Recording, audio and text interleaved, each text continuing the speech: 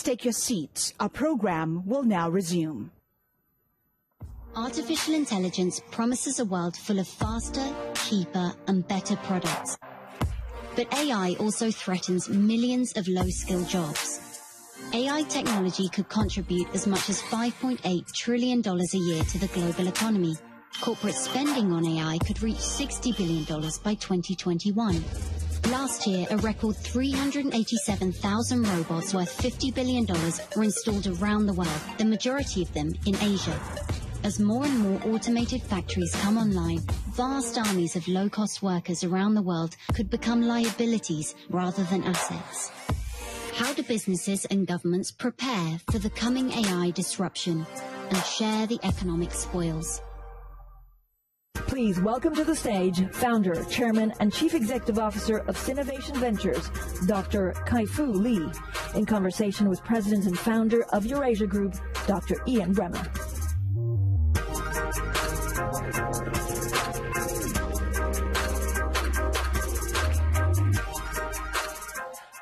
So in the green room, we just have the calling that the Democrats taken the House, Republicans have held on to the Senate.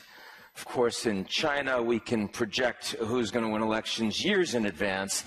And that is a little bit like the conversation we're about to have here with Kai-Fu Lee, which is that in AI, there are two very different models out there in the United States and China. How they play together is something that is underappreciated as a challenge. Kai-Fu is truly the expert on the issue. Let me start by asking you maybe one of the most provocative parts of your book that I think a lot of people here might not get, which is that you don't think AI is very hard. Yeah, actually, when we think about AI, we think of all these fancy breakthroughs. There actually has been just one fundamental AI breakthrough called deep learning. And described in one sentence, it is take one single given domain, collect a huge amount of data, and get a few AI engineers, data scientists to train a model that can make decisions better than humans. That's all there is, and that the ease of doing that has come down dramatically over the last 2 years. So yes, there can be another breakthrough, but if we look at the last 62 years of AI development, there has been only one such breakthrough, no other. So we can project another, but I would say the odds are against that. And there are two countries that are good at it. Yes. U.S. is obviously way ahead in research and technology. However, all of what has been invented in AI is in the public domain, even open source, open data. So a lot of companies can implement. And then China is actually better at implementing faster. The Chinese entrepreneurs work 100 hours a week, and there's more data in China, and the government policies support build infrastructure. So actually, just in the last 2 to 3 years, the Chinese unicorns have increased from 0 to 15. That is billion-dollar companies, and we've been fortunate to have been investors in 5 of the 15 Chinese pure AI unicorns. So if you're projecting the next, let's say, 5, 10 years, and you look at this trajectory, the Chinese and the Americans, who do you expect will end up with a decisive advantage, or can you make that? Well, one thing that's for sure is they're just like in the Olympics, there are only 3 medals. Number 4 doesn't count. In AI, there will only be 2 medals, and U.S. and China will both be winners.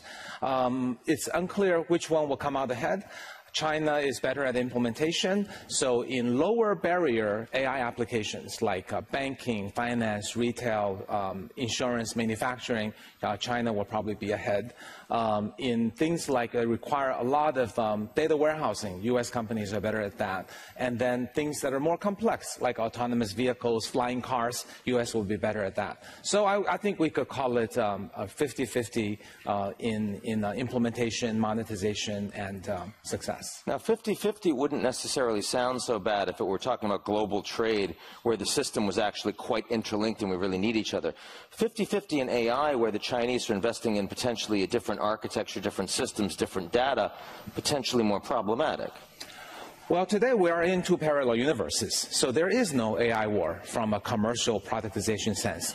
We Chinese VCs invest in Chinese companies who build products for Chinese companies and users. And their success will never come at the expense of an American company and vice versa. This is not necessarily a great thing, but this is the path we're on, especially given the trade dispute. And do you think the Chinese government, in deciding that AI is sort of one of the key strategic investments they need to make as an industry, makes it more likely that we end up in a Cold War environment between the two countries? Well, I hate the term Cold War. But since Hank brought it up this morning. Well, it is a confrontational situation that, in my opinion, doesn't have to be.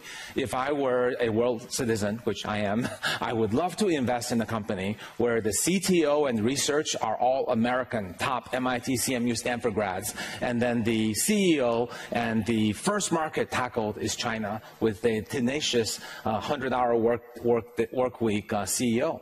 I think that will make us the most money.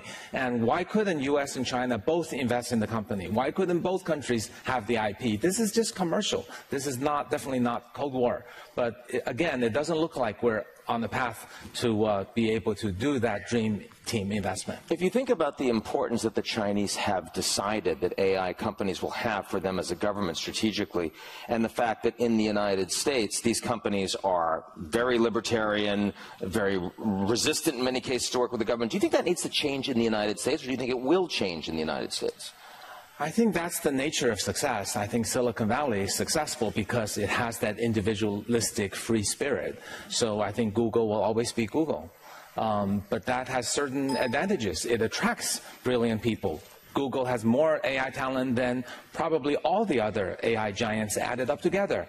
So it attracts great people. They're more likely to get ahead. It is an American company after all, but they will probably not consider themselves to be subject to, helping, let's say, U.S. government on certain initiatives. But when you say that AI is increasingly simpler than people think, and it's about applying massive amount of resources to this data and then building the infrastructure, that to me sounds less like Silicon Valley. It sounds more like the Manhattan Project, which wasn't driven by the private sector. It was driven by the government. And I'm wondering if for this way of thinking of AI, as opposed to many other parts of technology, if that might be the way that you think we're going to end up going.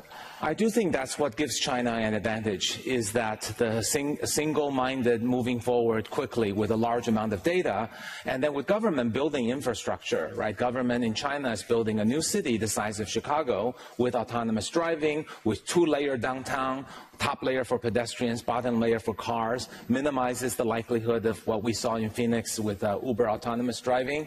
And the Chinese government is building new highways, and certain cities like Nanjing is turning into an AI town. I think that kind of government support, plus the popularization of the use of AI, will give China a much better chance of success. That's why it made so much progress in the last 3 years, and I would expect the progress to continue for the next 5 years. Now, reading your book, thinking about AI and what it can do, the displacement of jobs is something you're very concerned about. And indeed, from your book, it sounds like the fourth industrial revolution can be thought of by many as more of a post-industrial revolution. Who's particularly vulnerable and when? Well, this is an issue for all of us, and the main reason I wrote the book, it wasn't about the U.S.-China competition. It was more about, think about it, if deep learning AI is about one single domain, huge amount of data, superhuman performance, that means the routine white-collar and blue-collar jobs are the ones that will be replaced first. And those are the groups of people who will have the hardest time regaining new skills for a job. And also many jobs that they might have retrained for would also be displaced by AI. So this presents a major, major problem for the, actually these would be the lowest educated, lowest income segments that are doing routine jobs. And another note is the white collar are going before the blue-collar jobs. Because think about a smart loan officer, an AI application would displace all loan officers instantly. And yet, in a complex factory making iPhones, the dexterity and the variable environment actually makes the robotics quite hard. It might take another 10 or 15 years to overcome that. How aware is the Chinese government of the levels of displacement that you're talking about, and what are they doing to prepare themselves to be resilient? I think similar to the U.S. government. Not much is yet being done because we're not seeing the governments react to unemployment numbers. So this is still a projection, I think a very logical, inevitable projection, but it's not yet substantiated in real employment. If you were to say today to the, you said there are 2 metals, but there are a lot of countries out there that are talking about a third way. We certainly hear that from the Europeans, for example. What would you say to them that they need to do, either to have another medal or to recognize it's never going to come, and so they need to adapt? Well, I think there is a chance, but I think what's missing in, let's say, most other countries is a very strong venture capital entrepreneur ecosystem and the capital injected. So it's the money and the smart money, and it's the entrepreneurs who are experienced serial entrepreneurs who have the ambition to build things that change the world. U.S. has that, China has that. There are other countries that may have a chance, Singapore, Israel, and then there are some countries with strong AI, like Canada, UK, France. So I think these countries do have a chance, but it will still be not at a medal level. And we heard, again, what Hank said this morning, deeply concerning that the path we're on presently, if not responded to, is going to get us to a world we don't want. What's the one thing in your field of AI that if we come back here next year, go to Beijing, you'd say we're on a better trajectory? What's the one thing that could move us in a positive direction that you think is feasible?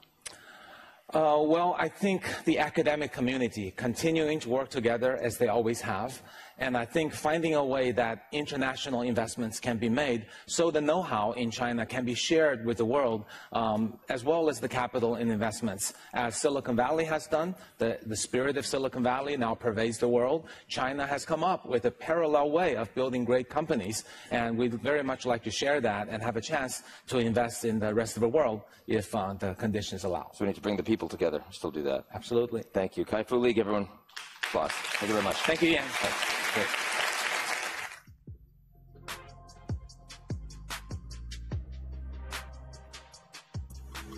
The bright lights of the biggest cities are growing brighter. They are a beacon for a better life for millions, especially in Asia. In 1900, London was the world's largest city with 6.5 million people. By 1950, New York was on top. Then Tokyo stole the crown and has 38 million people. But by 2020, 8 of the world's 10 biggest cities will be in the new economies. The population of Lagos will jump almost 4.5% to 21.5 million. India's major urban areas will have almost 52 million people. But the biggest growth is in China. The country is creating massive urban experiments, connecting sprawling city clusters with highways, high-speed rail, bridges and tunnels. Jing-Jin-Ji, a concrete archipelago that links Beijing with Tianjin and surrounding Hebei province, has a population of more than 100 million. All of these new urban empires face old problems: traffic, pollution, and social inequality. The stakes are high. A majority of the world's population lives in and relies on the success of cities. What are the keys to success for the cities of the future?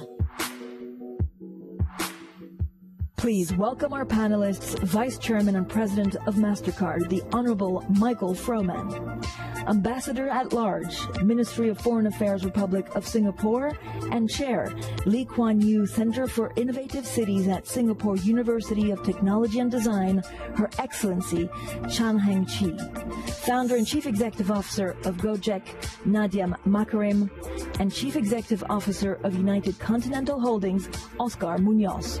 Moderating today's discussion, please welcome Managing Partner of FutureMap, Dr. Parag Khanna.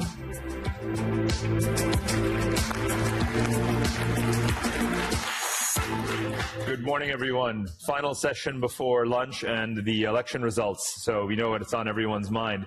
But where we should be focused is on the cities of the future. And as you just saw in that video, it's not enough just to talk about cities as little black dots. There's something far larger than that. We are in an age of megacities. Can we pull up the map, please? this is going to be a map of the real urban world. We have multiple versions of it here. This is a demographic heat map. The entire world's population is seen here, distributed by population density, yellow, orange, pink, the most dense areas. So you can see that our civilization has become very urbanized. As you know, you've seen the statistics, 50%, soon 60% and rising of the world's population living in cities. First and foremost here, though, you see these highlighted ovals, the megacity clusters. In the video, they mentioned the Beijing-Tianjin corridor, population rising towards 100 million people. There are other such megacity clusters. Many of us grew up hearing about Tokyo as the world's largest city, and now two of the world's largest cities are these Chinese clusters, including, of course, the Pearl River Delta region, which is now called the Greater Bay region, where, as you must have seen in the news a couple of weeks ago, a new bridge has opened linking Hong Kong to Zhuhai to Macau. So infrastructure, urbanization, demographic flows, all of those creating this world of super cities. And we have a phenomenal panel with, unfortunately, not a lot of time to get through how we move from a world of just mega cities that are large built-up areas into super cities, high-performing cities. So, Heng-Chi, I'd like to begin with you to talk about this challenge, because Asia not only has the largest share of the world's population, the largest cities, it has megacities of that sort of, just emerging market variety that are just, large slums, still very underdeveloped. But it also has some of the leading high performers. So how would you segment this? And for you, which are the super cities that are the role models that have done the best, and what can we learn from them? Well, megacities have been with us for decades now. And when I think of megacities, they are cities where you have population rushing into the cities, explosive growth. What do you do with the density and the problems they bring? How do you house them? The World Bank has a nice term, the informality, the slums that grow. But it's really finding these people housing, jobs. There will be pollution. How do you distribute water, air pollution? All these are megacity problems. And they are mega risks and mega mess, I would say. Super cities do better. And I think if this conference were held in China, we would be discussing Jinjinji, which is what was mentioned, Beijing, Tianjin, and Hebei. But the Pearl River Delta has another very good crop of cities. And they work. It's 9 cities plus Hong Kong and Macau, 11 altogether. Now, some cities work, some cities don't. Super cities are those that do work, and they are known as influential cities. And McKinsey recently came up with superstar cities. Superstar cities are those that are globally integrated. They are on the top of the list of financial centers. They have large container ports. They are innovative, and they tend to be national or regional capitals. And there are 50 of them. 5 are in Southeast Asia: Bangkok, Kuala Lumpur, in Jakarta, Manila, and Singapore. 50 all around, 11 in the United States. So all these are super cities, and income is supposed to be high. There is real estate value, but great inequality as well. So what are the cities that are doing well? I would say Tokyo is doing very well as a megacity. I would say New York is not bad. Singapore is not a megacity, but Jakarta is trying. And we can talk about that. How about Seoul? When you look at Seoul, if you think of Japan and South Korea that have been... Well, Seoul just won the World City Prize. Right. That Singapore awarded, and New York was awarded that prize. So Seoul has done quite a good job, actually. Mike, part of what Heng-Chi referenced was McKinsey's Super Cities report, and one of their metrics is the value added to the GDP of the economy, and that's where some of the cities like Singapore are very high performers despite not having a very large population. As MasterCard, as a payments company, you're actually part of the infrastructure that translates the data of the city, the microeconomic activity of the city, into that overall economic impact. Can you shed some light, actually, and even just explain to people just how important MasterCard has been in transportation in particular? It's one of the first sectors that you've moved into. Well, thank you. I mean, first of all, why are we here talking about this? Is because, as your map showed, we're going to have 70% of the world's population, 80% of global GDP in cities. Cities is where a lot of the action is going to take place, not that we could ignore the rural areas. And increasingly, it's going to be cities and the private sector that take on these challenges. I'd sort of put it in three buckets. One would be efficiency, growth, and inclusion. And if there's one overall theme of this whole forum, it's been the importance of inclusive growth. From efficiency, it's all about how do you help cities deliver services to their population better, more effectively, creating a better quality of life. Mm-hmm. And as you mentioned, we've been working for some time now in the transit sector. In London, for example, if you travel in London recently, you can buy an Oyster card, but you don't need to buy an Oyster card. You can just walk through and wave your MasterCard or other cards. That process of going to contactless transit, just as one example, save the City of London £100 million a year that they can put into housing or education or health care or a number of any other things. And now we've got that going, working with about 120 cities around the world. When it comes to growth, I think the question is, can we use our data as a payments company that has a lot of insights, anonymized, aggregated insights? It's privacy by design. We don't collect personal information. We don't know your name or what it is you buy, but we know where money is spent, when it's spent, how much is spent. Can we give that to cities in a way that helps them understand where to put the incremental investment dollar? Put a retail place here, extend your transit system there, have maximum impact on the economy given the data insights that we can provide them? Or can we help them manage their congestion? Mm-hmm. You know, it talks about how crowded the cities are. You know, we've done a project with Chicago where giving them data has allowed commuters to change their routes, take a coupon for a latte at Starbucks and delay their commute by 15 minutes and have a much more pleasant experience and avoid a lot of the congestion accordingly. And then on inclusion, it's really about both inclusion as individuals and inclusion of micro and small businesses. When it comes to individuals, you can't imagine having inclusion without first tackling the issue of identification. We've got over 1 billion people around the world who still have no formal identification. How do we help provide them that kind of identification as a pathway into the financial system and towards financial security? And then on the small and medium-sized enterprises and the micro merchants, whether it's something in Nairobi we're doing with Unilever to digitalize the relationship between micro merchants and Unilever so they can get credit, or the kind of work we're doing with small businesses all around the world, including here in Singapore, through what we call MasterCard Track, to get them into global supply chains in a much more efficient way. So there's a big role, I think, for the private sector to play in helping cities deal with the challenges of becoming mega cities, and at a time when perhaps national governments aren't as on the front foot of getting solutions out there, having the private sector work with cities may be the best way forward. And would Nairobi be the developing world mega city where you've done the most work?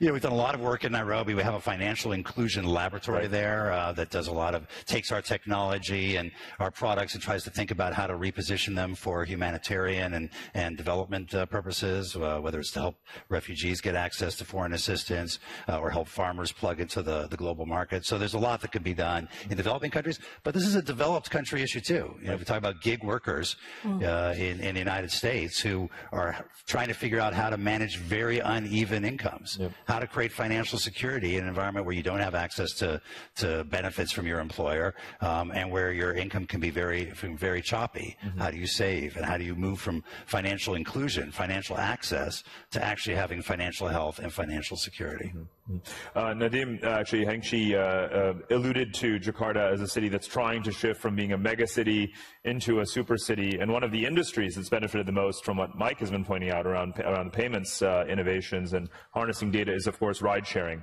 Gojek is the hottest startup in Southeast Asia, Indonesia's first unicorn. So can you tell us a bit about how in the past couple of years, how you've played such a pivotal role in this transition that Jakarta really needs to make?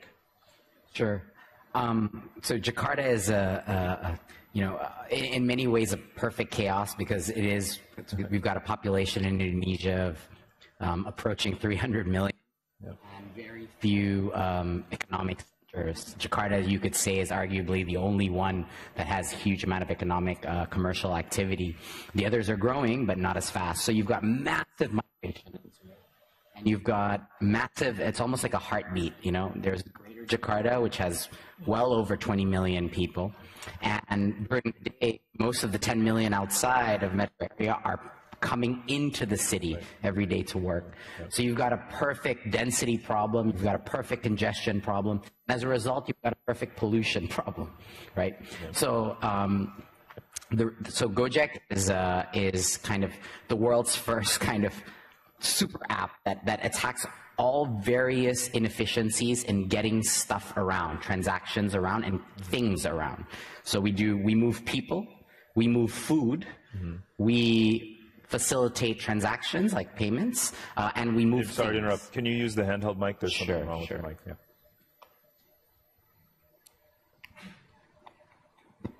There you go. So you know, we're the largest employer or indirect employer in the country with about 1 million drivers, and we serve about 300,000 small businesses and serve their food. So in terms of what we do is the app allows users to hack the constraints of megacities, essentially, right? So what it means is that instead of, so we're substituting a few activities that are actually increasing friction in a megacity. Number one is owning your own vehicle. The vast majority of people who use our ride-hailing service own their own vehicle. For food delivery, we're actually removing the need to go to a mall or removing the need to spend extra time cooking your meal. Okay, so a lot of malls have disbenefited actually as a result of GoFood, because now families are getting together and hosting friends in houses. You're nothing if not a disruptor. Yeah. Yes, and thirdly, what we are replacing with our payment platform is cash, right? And exactly to the point that you were making before, actually, as you digitize these movements of humans and goods and tracking transactions, you create a new layer of visibility around how the city actually operates. And this is the fundamental problem with actually city planning and city governance in general.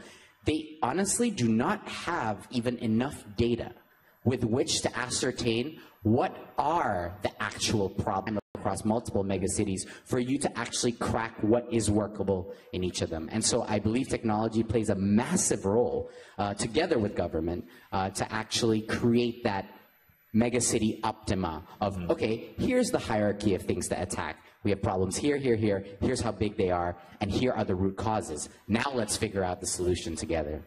And your interface with the policy community in Jakarta, the mayor's office, even the federal government, how receptive are they? You're identifying and providing solutions to these bottlenecks. Very, very receptive. It wasn't always the case, right? Initially, it seemed, because we transport more people than the public transport system in Jakarta, exactly, we were seen in some ways competitive, but that has changed over the years.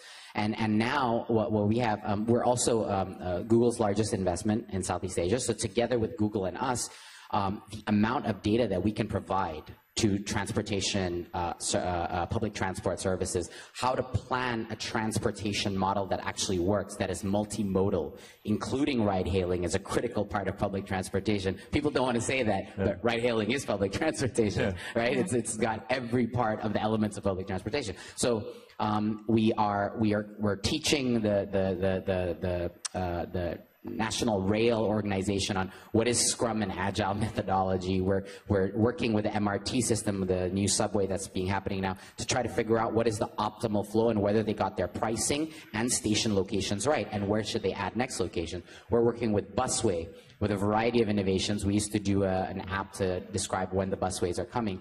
But the whole aim is then to take all of these stakeholders, get together, and finally create a digitized machine learning-based transportation model that can be used to bridge the digital and the offline world across multimodal. Because it doesn't take one. It takes at least 5 different modes of transportation in a megacity for you to cover the entire gamut, right? Just like a human organ, you need multiple channels of delivery to provide nutrients for a city. Amazing. And I think, unfortunately, those are way too many variables. Once you include human psychology, those variables are way too complex for basic human algorithms to do it. You need machine learning in order to optimize for the entire city. And our session is taking place, of course, on the back of the previous one about AI superpowers and the role of China. But I hope people, if you hadn't heard of Gojek before, appreciate what a holistic company it is and what a broad set of issues you're tackling through your advances in technology. It's just incredible.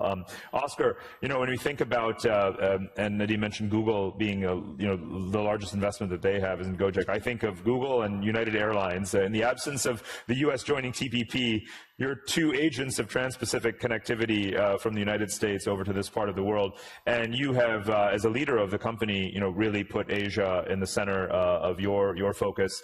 So when you think about Asia and super cities and connectivity, tell us a little bit about the new routes that you're planning and how you view your role in maintaining this trans-Pacific bonds. So not to sound, excuse me, as a commercial, but first and foremost, I have to completely agree.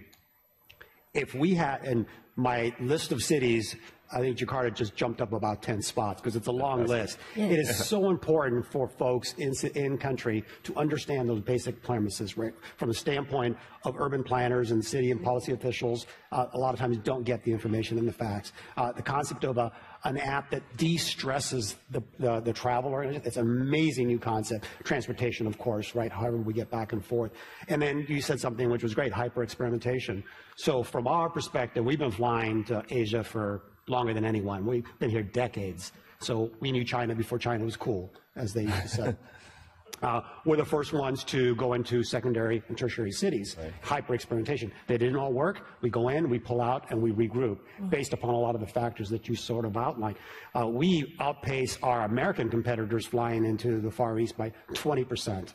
And so all those combinations come into play. And so when we think about where we're headed, where we're going next, what are the great cities that we do, it's a constant analytical prowess. One of my visits, I'll be traveling to various different cities, and if you know where I'm traveling, you know where our next places are potentially, because we have partners. We have Singapore Air here, we have ANA in Japan, we have Korean Air in Korea, and we know where they connect. And so between their information, our understanding where the business flows are going and from what portals in the U.S., we're kind of experts on super cities because the U.S., however you think of the U.S., did sort of create the concept for a long period of time. Our portals are, whether it's on the East Coast or the West Coast, those are the portals to the Far East. San Francisco, predominantly LA and others to a lesser degree, are the places to go. And what they constitute is a central place with good urban planning, with good transportation, needs to improve, but that's how we look at the whole concept. So we have a list of probably 10, 15 countries around the world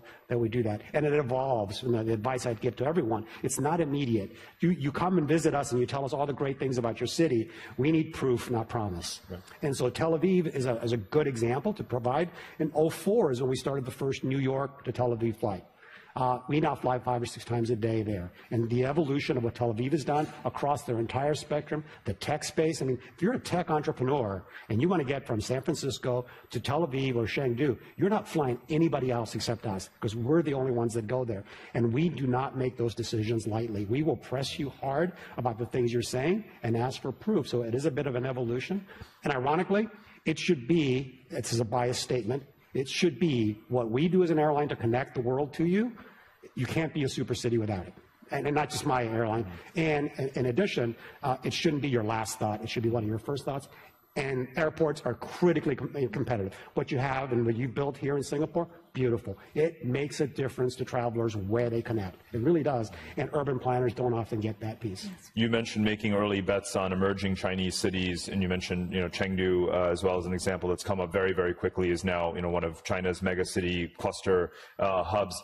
What about the rest of Asia? Give us your top 3. And now Jakarta has just jumped up 10 places. As I said before, we're visiting and exploring everything, but I do have competitors, and so we keep those things very quiet until But we've clearly learned that it's a data-driven approach for sure. And it's a human-driven too. It's important to have partnerships that are going to last. Please, Heng-Chi.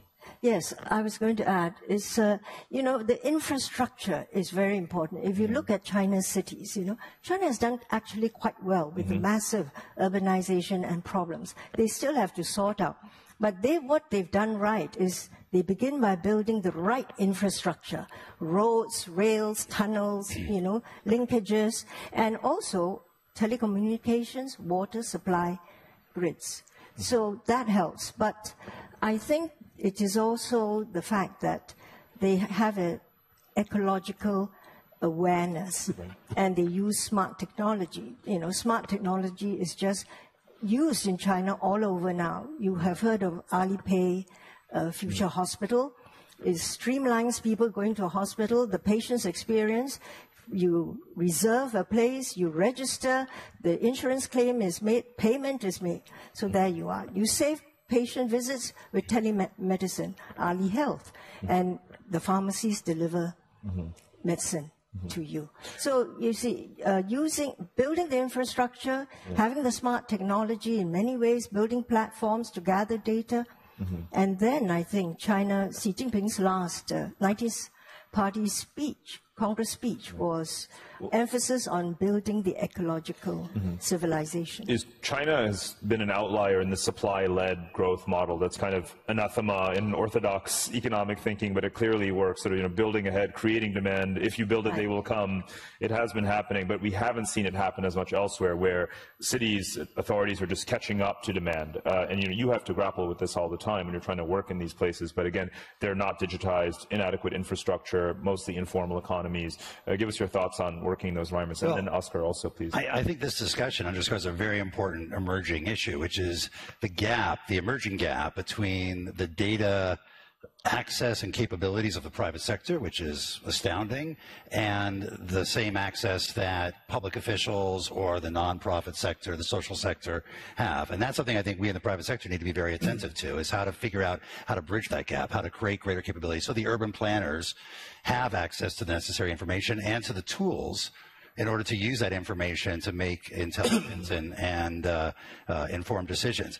And I think this is very important overall. I mean, I see Minister Tharman here. This is digitizing the economy in Jakarta or elsewhere is also about broadening the base, bringing into the light the informal economy, making it more and more formal. A part of financial inclusion is to help individuals and companies achieve financial security, but it's also about creating a stable economy with greater capability for governments to manage their economic policy and mobilize domestic resources. And I think that's a key part of the potential there.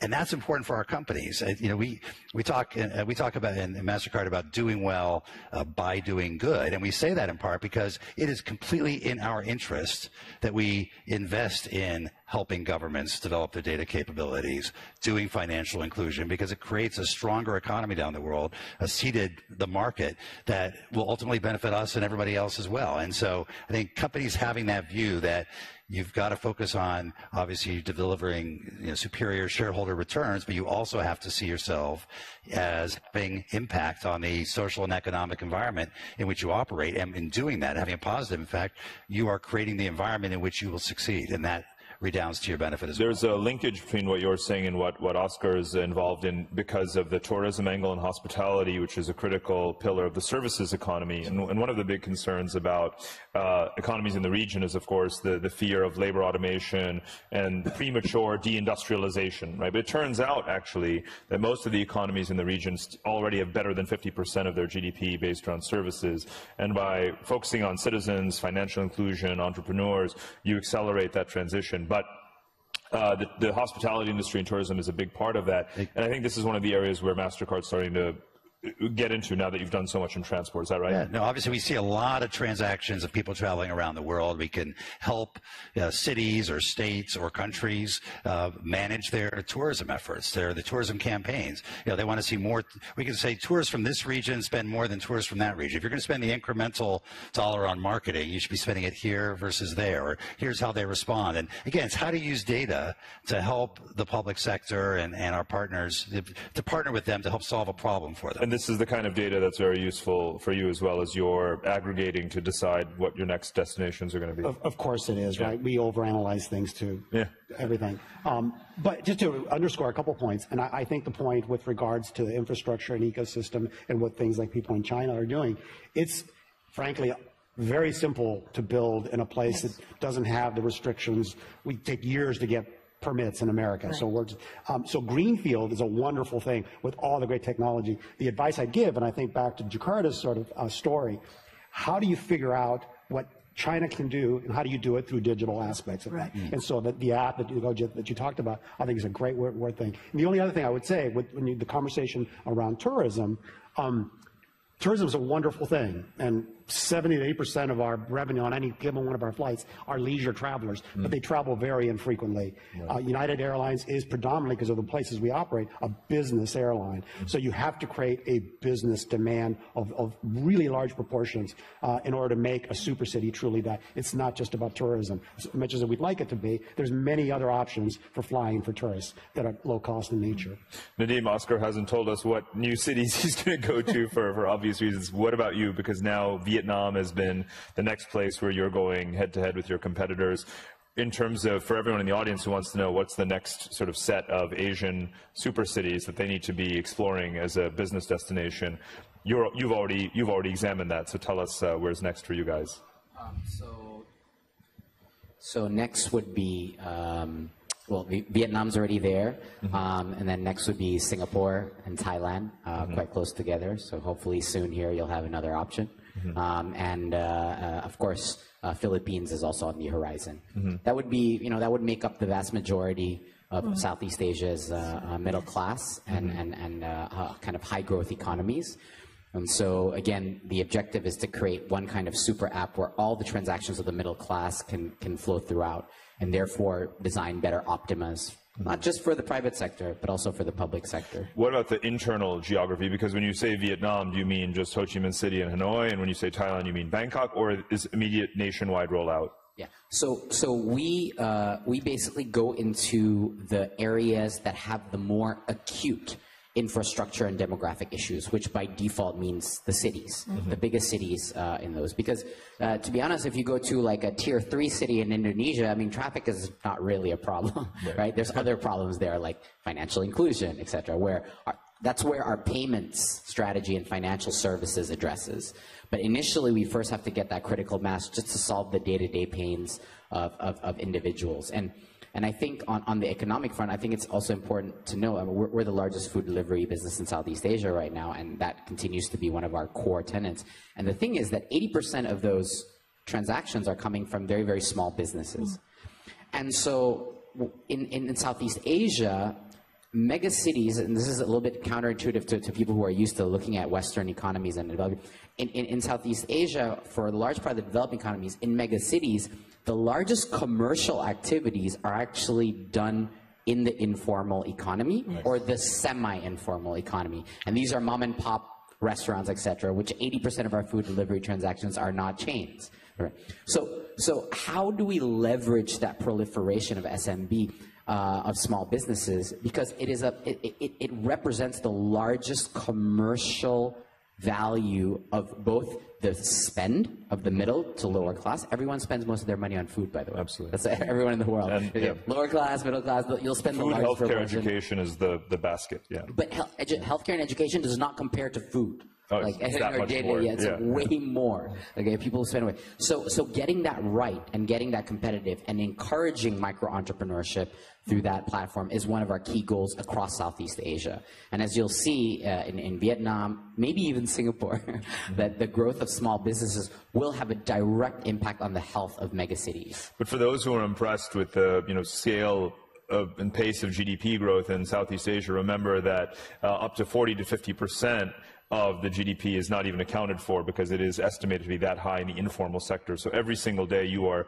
bringing more formal business activities, and that's going to be a driver of keeping those GDP growth rates high. Heng-Chi, Oscar mentioned Changi Airport, beloved around the world, #1 ranked. When people come to Singapore, they admire not just the airport, but the the far-sighted urban planning, the balance of the urban and the green, the public housing system. But Singapore has less than 6 million people. So what are the lessons that are adaptable to the mega cities that have 10 times that population?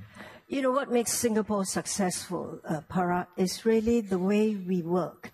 And I would say how we work as a system can be applied elsewhere. First, leaders must have a vision. Then you have to show leadership. But the implementation is extremely important. So you have to build the bureaucracy, get the right laws, get the right regulations, getting that out. And you have to have buy-in from the people. And I think Singapore does that very well. You know, you've heard my Prime Minister last night. So it's that exercise, and Singapore works in this way. We have the whole of government approach. When you want to plan a city, you want to plan anything, you bring every agency in. For instance, we have the public housing estates. You can have a mall there. When it's tendered out, the developer has to contact several agencies because it's not just the mall. The developer has to build underground a bus interchange to save land. People board the bus there. MRT will bring them here. They go home by a bus, but it's underground. Then you put in police station. You bring in the Ministry of Home Affairs. You bring in a community center. You bring in the People's Association, another agency. And you want to bring in a commercial crash, you bring in another agency. So this forces a multi-agency cooperation so things work. And of course, we use a lot of smart technology. You know, it's so important. You've mentioned public-private partnerships is, you know, sort of now a term that's almost become a cliche, but it's something that has to be embedded in the practice in the government. So you work so much with governments, Mike, federal as well as municipal. Where are you seeing that message sinking in, or the habit, if you will, as Heng-Chi has described it? You know, I think it's a bit of an evolution, because from my time in government, when people talked about public-private partnerships, they usually meant they wanted the private sector to write a check. Right. And that was the extent of the partnership. And I think what's... Not the way still? No, exactly. I think what's important, and now that I'm on the private sector side again, I find it sometimes surprising just how much distance and suspicion there is by the government or by nonprofit organizations about working with the private sector. We're never going to solve the world through official finance and even philanthropy. It's only going to make progress on the goals that we all have if we're aligning the commercial interests of the private sector with social impact. Mm-hmm. And that means being able to work with the private sector in a true partnership and having the private sector be very transparent and understand that the public sector has interests that have to be respected and have to be taken into account. But at the end of the day, we need to be able to show that we can do the commercially sustainable social impact. Absolutely. If we're going to have an impact on some of the global challenges. And that means changing the PPP model to really one where it's not just writing a check, it's looking at our technology, our products, our business models, and aligning our interests with having that broader objective. I call it co-governance, and it seems to me, Nadeem, you really suddenly become not just a startup founder, you're a co-governor of Indonesia and the future sort of political economy of the country. We have less than a minute left. You both wanted to make some short comments, then we'll wrap up. So I actually just wanted to comment on the Changi question that you have. So many people ask me, like, how do you actually make a really good mobile app? And very often I respond, just go to Changi Airport. So for me, Changi is a real-world application that is designed around human-centered design, and it is masterful at it. Mm-hmm. And I think that kind of human-centered design is a fundamental skill set that is missing in a lot of governing bodies, that needs to be injected in like abundant amounts of dose. Just go out there and see how people interact with their city and their environment. And then you can create little nudges towards it. So building an app and a fantastic airport requires very similar skill sets on how to nudge and create human-centered design. So I just want to know, and Changi is my favorite airport in the world. I'm there all the time. Oscar, so your final word? Just the conversation about GDP and, of course, how that important it is. But increasingly, certainly United, that social factor is a big. Happy people are a great source of customers for us. So it's a balance in that regard. So that's also helpful. Well, everyone, our time is up. I'd love to thank the panel for educating us, guiding us into the future where it's not just about cities, but hopefully about super cities. Thank you, everyone.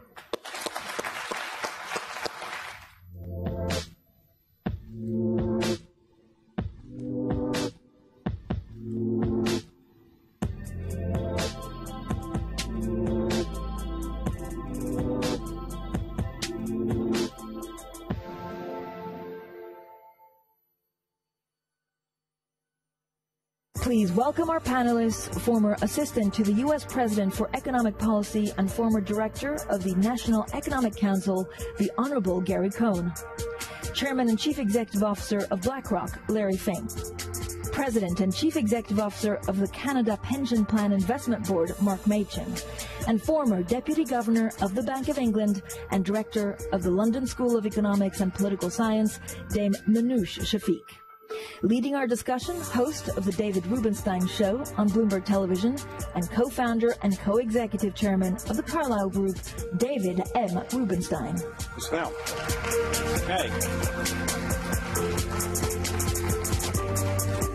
Okay, we've had many good panels so far, but this is going to be the best one, right? Okay, so why don't we just start and ignore the subject for the moment and just ask just one or two opening questions. So the U.S. elections are pretty much decided. It appears that the House is going to go to the Democrats by 30-some seats or so. Senate will maybe be a little bit more Republican than before. So your former boss, what do you think he's going to say about this? Which one? Well, we can start with... You said you wanted to have fun. All right, well, let's say, how about Donald Trump? I think Donald will take full credit for the pickup of seats in the Senate. Looks like the Senate could go 52-3-4, somewhere in that area. Right. To mainstream Democrats, incumbents losing at a minimum. And I think Donald will point out that he campaigned in those states and campaigned in those states hard. He will say it is a complete ratification of his policies, and his policies are working. Okay. And if you were there, would you advise him to say that? Well, I would say my personal opinion is, look, you've got a election that gave you dual results, right? You've got a Senate that's going one direction. You've got a House that's going a different direction. And the makeup of the House right now is getting more and more interesting, much more diverse, many, many more women. Women voters came out and voted, and they voted for women, which is a very good thing. The suburban population came out and voted. So I think you've got a little bit more of a mixed message in there, but it does look to me in some respects that the economic issue did the election, and the fact that the U.S. economy is strong did play into the election. Okay. Larry, and the market's open in New York tomorrow morning. What's going to be the impact? Markets up or down? You need a coin? Yeah, I need a coin. I don't think the outcome is a big surprise. I think the markets, obviously we've had a pretty big setback. The market is reassessing itself. Last few days the market is trying to restabilize. I think we'll still be part of that restabilizing process. Just to carry on what Gary said, though, I think the big narrative will be women. Women voted for women. We have a much more diverse House. I believe it's not just women voting, more millennials voting, and I do believe that is going to shape the elections in the next 2 years again and in many years before. Even in the elections where Republicans won, it was much by, even like Ted Cruz, it was very narrow. And I do believe you're starting to see demographics playing into it. But I think the underlying thing that really shaped the election was the power of the economy. And generally when the economy is doing this well with 3.7% unemployment, I think it played out pretty well, except demographics are starting to play in, and the power of women and millennials is going to shape U.S. politics. Okay. Now, you talk to the federal bank, the central bank of the United States, the Federal Reserve, a lot, people there. Do you think that the president's comments about the central bank's positions on interest rates is influencing them or not? No. I think they're on a path of raising rates in December. If anything, they have to prove independence, and so I think the president's narrative makes it more difficult. Right. And I believe they're on a path of raising rates. On the other hand, I do believe because of changes in our economy, changes of mortgage deduction and interest deduction with caps on deductibility, I do believe higher interest rates are going to have a more immediate impact on the economy. So I don't agree on the forward rate where people believe where the Federal Reserve will be in a year from now, because I think they're going to have to slowing down their pace. Okay. Now, are the Canadians happy with the current administration of the United States? And how do you think Thrilled. Yeah. How do you think your prime minister can get a better relationship with the president, or you think there's no way that can happen anytime soon? Well, I'm not going to speak on behalf of government, but we're in this wonderful position as a pension fund of being totally arm's length from government. But that said, sorry. that said, okay. But, yeah. But, yeah. I mean, that said, it's the most important economy that Canada engages with, and from our own point of view, is where we have most of our money invested. So it's incredibly important, but Canada has to diversify its trading relationships away. It's made great efforts on doing that with Europe. It would be fantastic to see more progress in Asia, on its Asia trading relationships. Okay, so we no longer have, well, NAFTA hasn't yet been approved by the Congress. It may or may not be, but let's assume it is at some point. How is the new USMCA, as it's called, going to be better for Canada than the existing NAFTA agreement, if at all? Yeah, I mean, I think it's marginally beneficial. The most important thing is it takes away uncertainty, because uncertainty has held people back from investing. It's held companies back from investing. It's meant it's put a dampener on GDP growth in Canada, and it's made people unsure about where to put the dollars if you're building a new plant or something. So that, with that removed, then it will create more momentum in the corporate sector. So I think it's beneficial for Canada overall, just from that point of view. And I should have asked, people may not be familiar, the Canadian Pension Plan Investment Board, which you're CEO of, how much money do you manage on behalf of Canadian taxpayers? $360 billion. So we're the national fund for everybody in Canada outside of Quebec, but we're purely an investment organization. We invest all over the world. The United States has a pay-as-you-go system, more or less, called Social Security. Yeah. Why don't you have something as good as that? Well, we sort of did. We sort of did. When the system, this is not the forum to start the history of pension, and there's a book about it, but we started, when the system was set up in the 1960s, it was basically pay as you go. And now you have a fully funded system. Birth rates dropped, people kept living longer. One amazing statistic on demographics, because this is one of the things, it was a long-term investors, one of the things we follow. Every year since the 1920s, Canadians have been living 3 months longer. And, and that hasn't, unlike in the US, it hasn't sort of tailed off. It's kept going. So basically, the system didn't work by the 90s. They had a crisis. They had the crisis in the 90s. They restructured it, and they created a system that is sustainable in the long term. And it's worked really well. So when Canadians retire, they actually will get their pension. They will get their pension. Yeah, definitely. Okay. Yeah. In England right now, what about Brexit? What is going to happen there? We're tired of waiting. Can you finally resolve what you're doing? Hard Brexit, soft Brexit, just something. Tell us what you're doing. Well, again, I can't speak for the government, but as an observer, I would say the problem is that the UK isn't negotiating with Europe, it's negotiating with itself. And the proposal may get through the cabinet, but I think the big question mark is, will the Prime Minister be able to get it through Parliament? And that's not so clear. So what happens? People say that a lot of men in the Parliament want her job, but they want her to get beat up, have a woman get beat up for pushing this through, and then the men will come and try to take her job. Do you think there's any truth to that? I think as my old boss, Christine Lagarde, used to say, when things get really tough, they usually call in the women to clean up the mess. Exactly. And if there...